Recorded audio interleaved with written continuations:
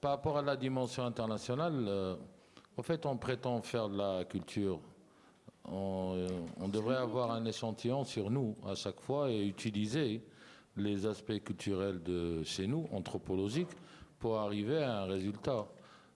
Nul n'est prophète dans son pays. La même phrase dite par un Marocain à un ministre marocain n'est pas prise avec la même acuité quand on la met dans la bouche d'un blanc aux yeux bleus qui vient. C'est con, mais c'est comme ça.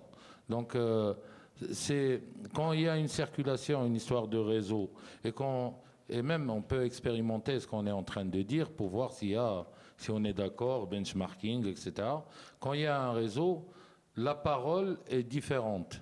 Et quand elle vient d'ailleurs, c'est encore mieux.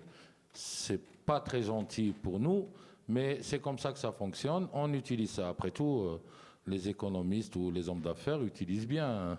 Ils amènent leur. C'est pas grave. C'était entre parenthèses.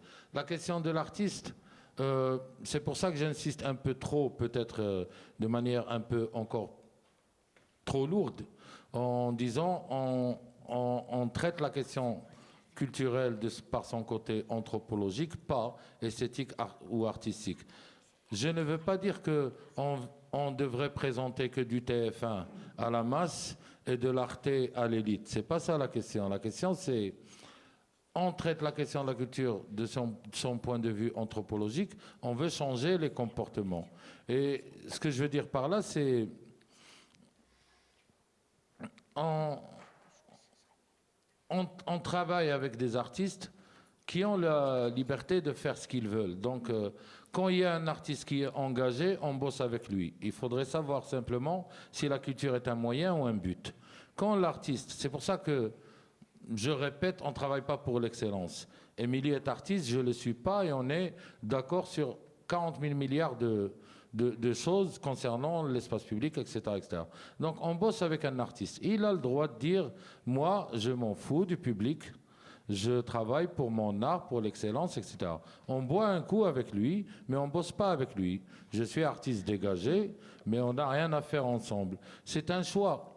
On travaille avec les artistes qui sont engagés ou qui ont une opinion, etc., qui nous aideraient à utiliser, je pèse mes mots, à instrumentaliser, je pèse mes mots, la culture dans un projet ou trajet de magie blanche, en gros. Après tout travaille pour qu'on influence un peu les comportements, que ce soit d'un point de vue consumériste, on essaye de travailler par la culture pour, c'est peut-être, on est société civile, on rêve. Donc c'est de l'utopie, mais il faut commencer un jour. Et la dernière chose, c'est tout est lié au fait par rapport au quartier nord. Déjà moi, quand j'entends tourisme quartier nord, ça me fait un peu mal dans ma tête. C'est pardon, hein, peut-être que c'est un autre biais. C'est plus une réserve naturelle que je vois. C'est méchant, mais au fait, peut-être que l'angle d'attaque serait de faire du profiling, de se mettre à la tête de celui qui habite le quartier nord, parce que les passants aux touristes, c'est pas le tourisme n'est pas immigration. Se mettre dans la tête de celui qui habite, parce qu'il est question aussi de valorisation de soi.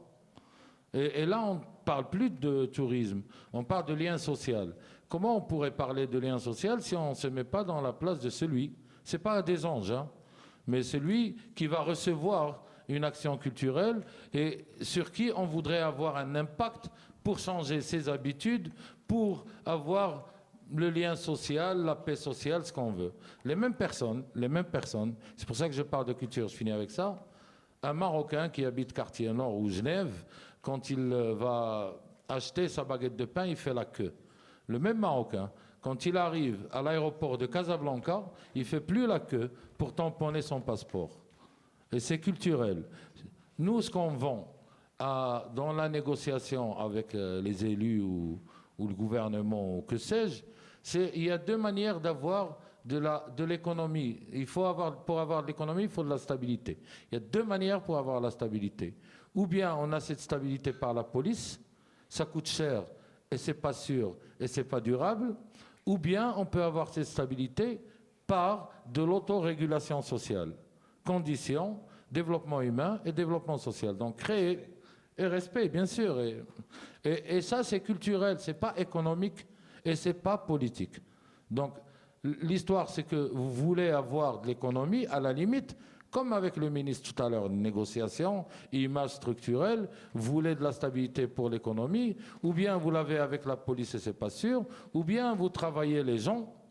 Et ça commence par l'éducation à l'art, ça commence par l'école, ça commence l'espace public, le débat, la liberté d'expression, etc.